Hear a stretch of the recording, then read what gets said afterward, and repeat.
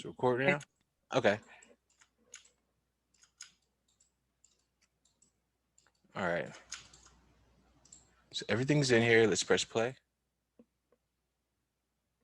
Why'd that pig move over to the side? That's the only thing I don't understand. Let me click on use object transform.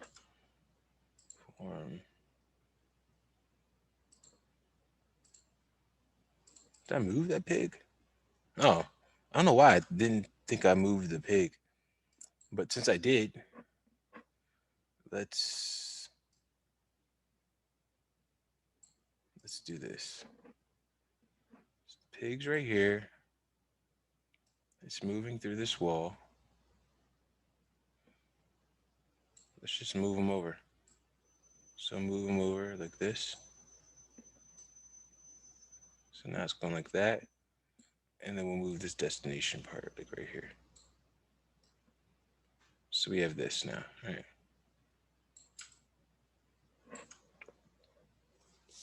Cool. So we'll just double click on this. Go to our output. Let's play.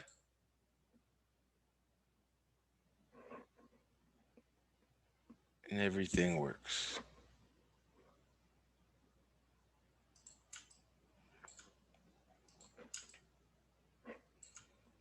So one thing I was thinking of,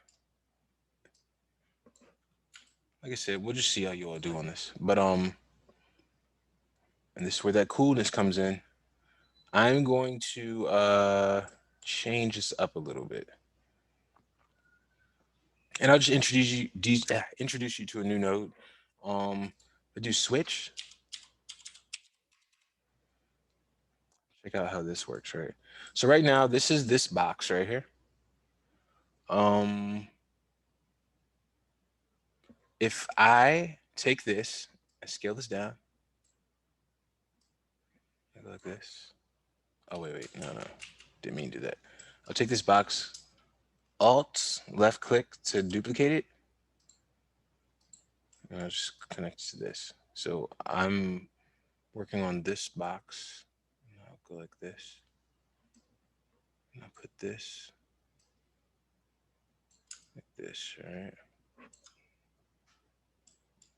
So check this out. Right now, this is called a switch. So this means, hey, this right here is on 0 because it works like this: 0, 1, 2, 3, 4, 5 to whatever, right? So this is at 0, and as you can see, the line is solid. This right here is 1, and the line is perforated. Now, if I select it and I switch it to 1, now this is the solid one, and this is perforated, right? Meaning this one is not the one selected. This is the one that's selected. So since that's selected, I can go to poly bevel. So basically, I just made a different wall on the bottom, and I'm just doing it like that. So go here. And so that's now on the bottom. Now, check out this pig, right? So I have our pig right here. I'm going to do something similar. And we have this transform, right? Which is making it, this transform is working like this. Right? So what I'm going to do is this. I'm going to control click on this one. So I have a different transform. And so this is the first position. So I'm just going to do this. I'm going to bring this down, bring this over here, down a little bit more. Ooh. So this goes down, under it, and then see how they both meet at the same position because it's got the same keyframe at the end. Wait, did it rise through? Oh, I guess it did, right? You know what? So I'll keep it like that. So I'll type in um, switch. So we could do the switch, or we could just have it hooked up. You know, it's just me introducing you to a new node. And we'll take this and I'll put it here. So right now it's at 0 because that's the first one. All right, 0. And then let me make it on 1. So now our animation is going like this now.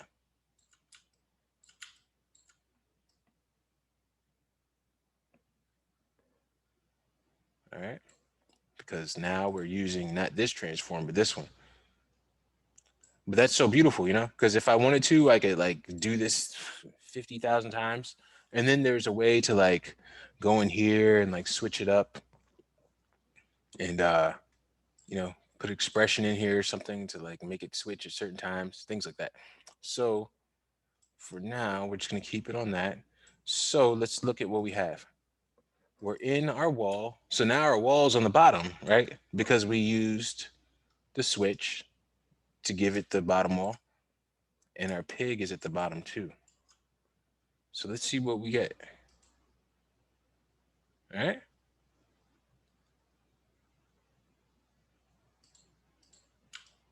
Kind of cool, maybe. I don't know. Um, Something looks a little funny, so I'm gonna do this. I'm gonna take my ground plane. So I'm gonna control, space bar one, space bar two, space bar three to get the side view. I'm gonna click on my ground plane and I'm gonna look very carefully just to see. Press W. Ah, all right. See, look, it's kind of like going inside there a little bit. Our ground plane is at a good position. It's really our wall. So I'll just go back here. I'll get this box. I'll do transform. And I'll put this transform right here. Because when things are penetrating, they don't really work right. So I just took this and I'm going to put this right here. Because you don't want inner penetration. So objects inside of other objects. So let me go back here, spacebar one. Let's see what we have. Yeah, that looks better. Because before it kind of like did a little sinking kind of thing. And that looks way better.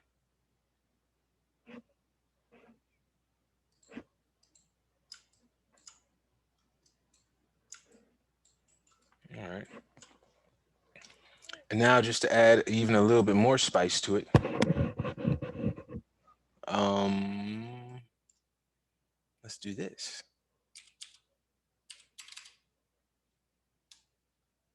Like I said, it's not really necessary to use so many switches. I'm just doing it just to show you.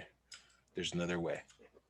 So right now, this switch right here is getting the scatter is getting our points from our ground thing, right? Or what do you call it?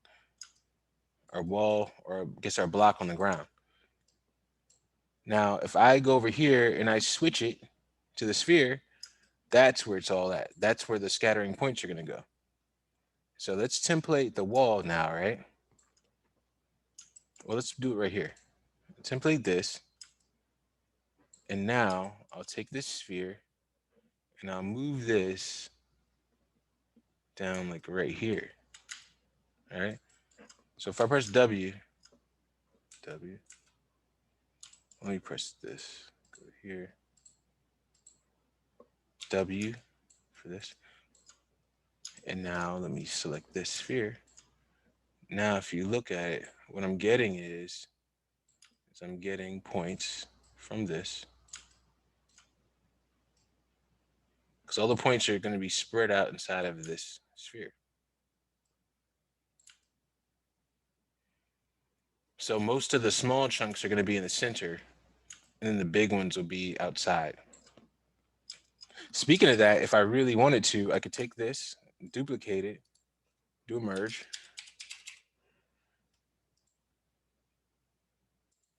duplicate it, do a merge, and then let me delete this. All right. So I have the same points here and here, but I'll just take this one and spread it out more.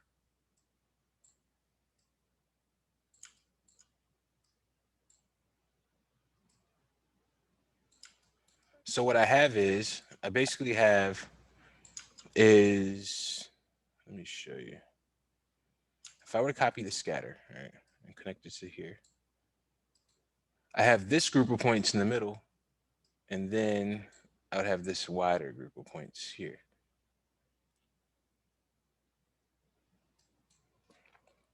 So this is just another way of basically saying, hey, use this as a ball of points and use this as a ball of points, and I'm gonna merge it. And then, we add our points right here. So we have a whole bunch of points.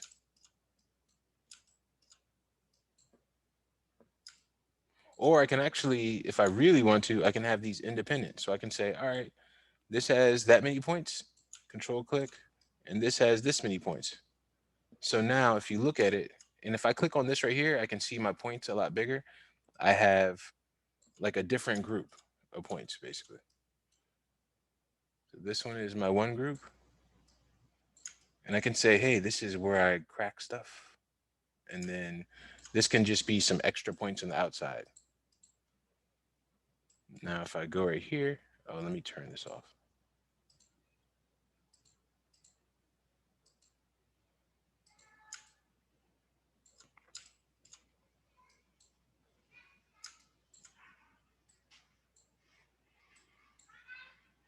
Now, also, I kind of want to use this as a test because I don't know how strong your computers are. But you see what I'm doing? I just added some extra points right there.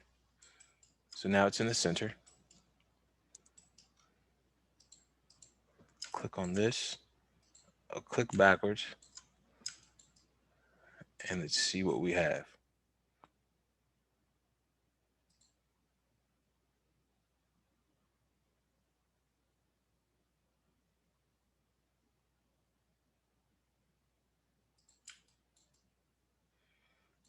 Yeah. And look, it's pushing it over because that's the animation on the pig going that way. But let's see what it looks like through the camera. Select this. I'll turn off the points. So this right here is just like points visualization. And I can go to this right here and click off, and this will give us like it's a regular kind of render. Let me click this so I don't see anything. And for real, I don't need to see this dude no more. Let me click off him. And if I want to see anything full screen, I click on this box right here. This says maximize pane. And now let's click our what do you call it? Our flip book.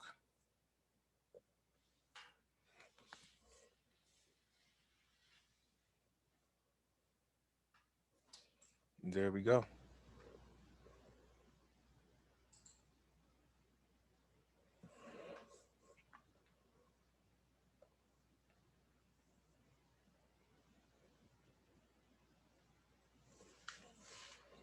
Pretty cool. Well, I think it's cool. I don't know what y'all think. But yeah, so we click on this right here. Well, Sim, just to go over it one more time.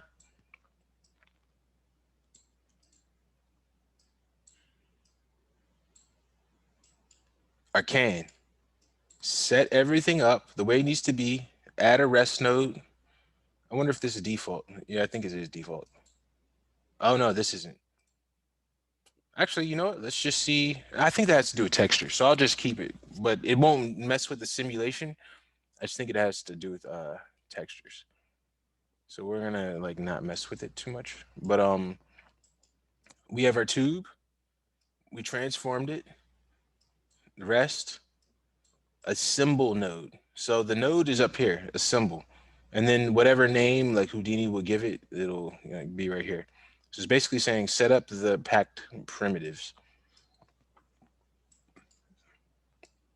And don't worry about certain things, what they mean. I mean, I'll go through it later, or if you have the question, but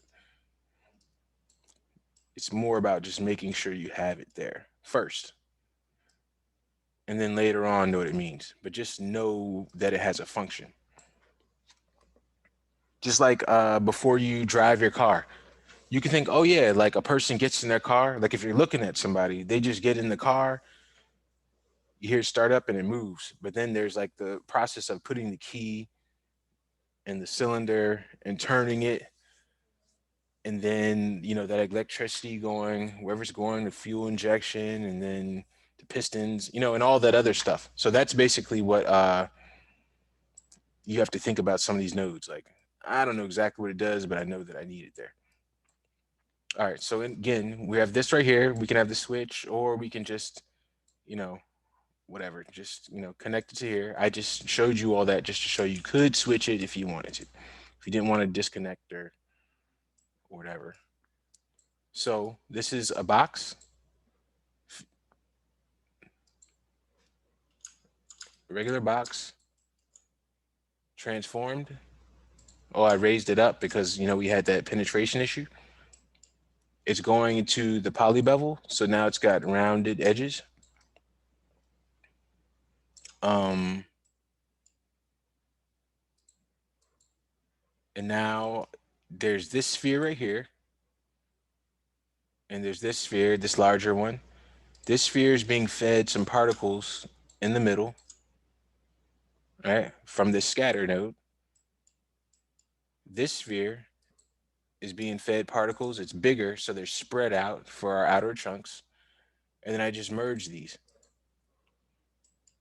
Then I took this to the switch, right? Because, I could just get the points from the box right here, but I decided to go with this, right?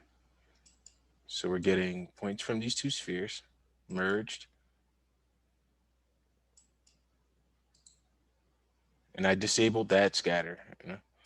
Go to our Verona fracture, and we see it right here. If I really want to be fancy, I can take this because, see, I'm highlighting this node. I can select this right here, and I can move this. And now I'm controlling like where everything scatters. I mean fractures. So let's say I go like this, and I take this, and let's say I make it smaller or larger, whatever. I'm just showing you I can switch it up if need be. But logically, our impact point would have smaller pieces. Click on our wall simulation, double click, let's go inside. Ground plane, just a ground plane that's only in the DOP network, the dynamic out network. Once again, DOP network. Static object is the pig. Remember, we went to SOP, we found it, out pig, merge these, feed it through the static solver. We have our gravity right here. And if I wanted to, if I could also change this just to show you how it works. Right now it's saying 9.8, whatever, 065. So let's just see what happens if I change this to 1.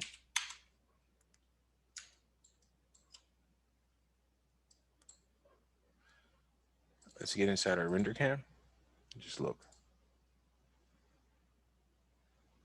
Because the gravity is so light, it just makes them explode even more.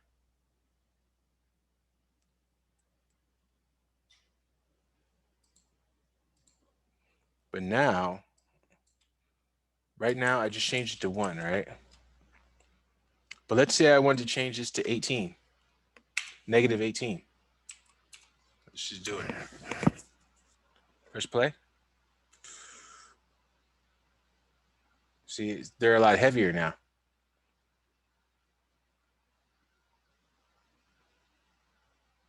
Now here's something else, right?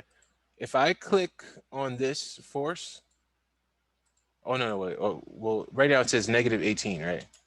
So let me just change it back to negative 9.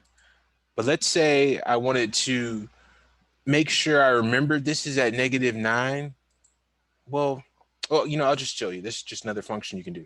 If I press spacebar and I press shift and 8 for this time sign right here, which is like multiply, and then I press 2 and I press enter, right? Now if I click on this force, well, it would, round it up to 19, I think, because of the floating number behind it. But what it did is it multiplied this by 2. So it's basically doing what I just did. Ooh.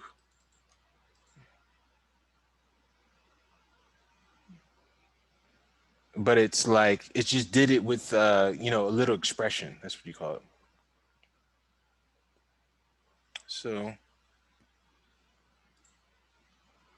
if I want it to be lower, let's just say times, instead of 2, 1.2. And if we click on this, we can see what the number it like made for us. So basically this is like the equation and this is like the sum, because all of these are like the final whatever it is, because we don't have any like expression in here. So let's just load something.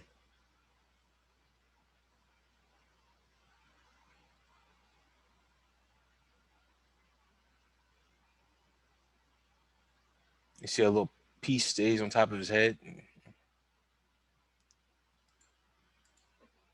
Now let's just say I wanted to make my pieces go this way, like a little bit of a wind gust, right? So if I look right here, it says X and it's going to the right. So that's positive X. So I want some negative X. So if I type in right click and type wind force, and I take this wind force and I put it right here, and I type in -1 for wind, and I type in 0. This is kind of like showing the vector, and the vector means the direction X, Y, and Z of the wind. I guess you can move it yourself, but I just like typing it in, I guess. 0.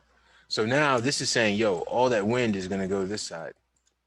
So let's see what it looks like.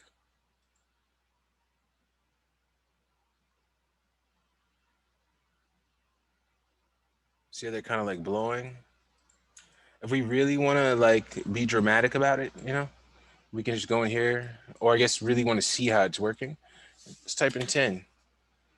Yeah. Or we can go to the scale force.